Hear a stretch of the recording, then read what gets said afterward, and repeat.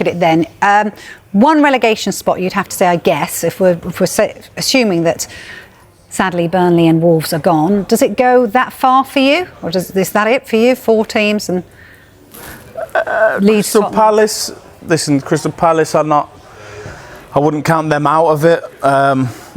Yeah, I agree. Bottom 2 have gone. West Ham's very interesting, like we've already spoken about. I do feel like they're going to get themselves out of it. Tottenham Hotspur at the minute, I can't. You can't fathom it, but it is a reality now for them that they are probably between them and I fancy West Ham to get more points than Tottenham Hotspurs at the minute. So they are in a really dangerous position. I think Leeds will probably be okay. I think it'll be out of Spurs and Forest, which sounds bizarre even as I'm saying it for Tottenham Hotspurs, but I think that West Ham probably be okay just because of the form they're in, and they've hit a good patch at the right time. Tottenham, I don't know what to say about it. This, playing against Arsenal the other day, okay, I can give you that one maybe, but there's been so many bad games, bad performances from them. I don't know where listen, I know they've had loads of injuries, but I don't know how they turn it around. Just similar to what we were saying about West Ham earlier in the season. I don't know where Tottenham go from this, and how devastating that would be to such a massive football club to be relegated. We have seen it before with Newcastle, Aston Villa, West Ham at times where you feel like they're such a big, but they are a massive club, so that would be devastating for them. And what did you make of Tudor after the game against Arsenal? He came out with some things that you've heard previous Spurs managers say, and it's taken him a week to come to those conclusions. Or the other side is he might just be parroting what other Spurs managers have said around things not being right within the club and what am I supposed to achieve with this group of players. Does that worry you if you're a player? Yeah. The guy's been in a week? Yeah, absolutely. And I think he's probably gone in there straight away and thought, what's happening? And I don't know what it is. I'm not in the building, but there's something going on at Tottenham that's not right, and it hasn't been right for a long time. They go through so many managers. We're talking about good players, where if you put them in another team, they'd probably perform really well, but collectively they're just not performing. And this guy's been in there and he's probably got in the building and thought whatever it is, I don't know what it is. It could be a number of things that's wrong in there. And the obvious one would be that the players, which is the most important thing, are low on confidence and they're not performing. So that's the main thing, regardless of whatever's happening above the playing squad. Those players need to drag themselves out of that situation, and the managers come in, and obviously he's not really impressed with what he's seen. But this is why they've brought him into whatever's going on. He's got to change that somehow. He's got to do it quickly.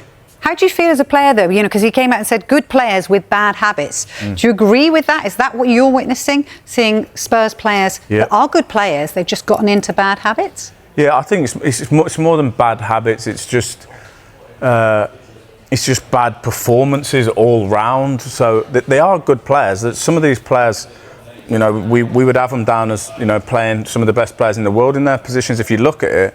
But they collectively, they just have got no. It doesn't seem. When I'm analysing the game and trying to think about what Tottenham are trying to do, especially attacking, and defence, both sides of the pitch. I just don't know what the aim of what they're trying to do is. There's no clear way, that structure of playing, and it doesn't even look like they're playing off the cuff, and that's working either. So, good players, They really. I'm sure they've had loads of meetings where the older players have got together and said, "Come on, boys, we need to pull this together," and that's not worked.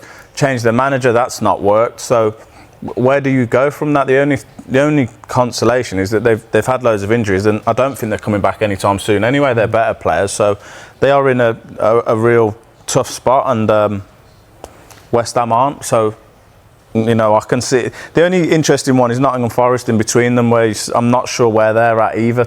If I'm being deadly honest, I think they have an easier run of fixtures than West Ham, in the next few weeks. So.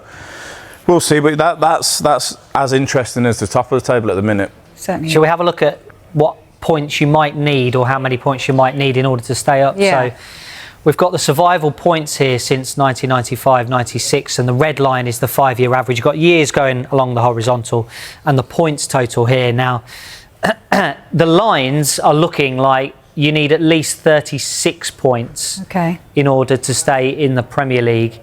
And Opta, our friends, think that the points tally this season is going to be between 36 and 37 to stay up this season. So Spurs are on 29. That means a couple of wins and a draw, and they'll probably just about sneak survival. But it's about where those results are coming from. Well, let's take a look. I think we've got their next 6 games as well. I mean, do you see, Ashley, some points cropping up for Spurs against Fulham, Crystal Palace, Liverpool, Forest, Sunderland and Brighton? Yeah, I mean, there's certain games in there. Crystal Palace at home, possibly. Nottingham Forest is a massive game. Sunderland are not doing great at the minute, but that's away. But then the beauty of the Premier League is any of those teams there, they could go and get a win against, and that's why we love the Premier League, because you can't call it, you never know. But if you was looking at that, I think that's a really difficult game. Fulham. At home, they don't see. Normally, you would say, okay, no, we can give up a couple of the away games, but let's look after things at home. They can't do that. Tottenham either. They're not good at home. So, no, there is games in there, winnable games. If you're saying maybe they need two wins or whatever, they would surely. If I was a player in there, I'd be saying, if we can't achieve that against those teams, we deserve to go down, in all honesty. You always need a little bit of luck, don't you, in terms of playing as well. Was luck against them at the weekend? Did you feel, they were hard done by? There was a foul, wasn't there, I think, from Gabriel on Kolomuani. I think we're going to see it now. Where did you stand on this? For me, it's never, ever been a foul, this, for me. I can't... Gabriel's taken such a chance on what could quite easily be considered a dive, to be honest.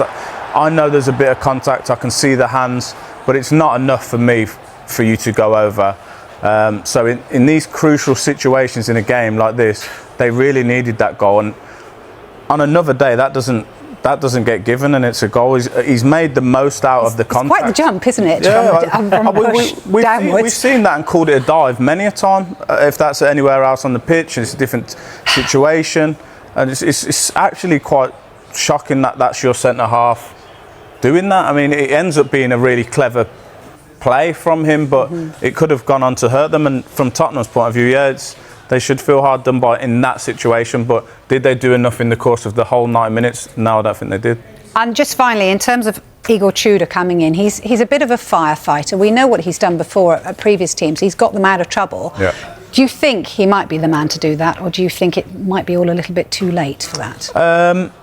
I just don't know how he does it. That's right. The thing. If sometimes you get these managers, and we've seen them before, that come in and save teams and keep doing that and get a name for themselves just to be, a firefighter and save a team. But I'm not sure where.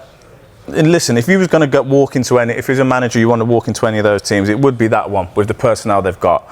But there's clearly an issue in there, and I just don't know how he turns that around and gets confidence from that team. He's going to have to quickly get a bond with them.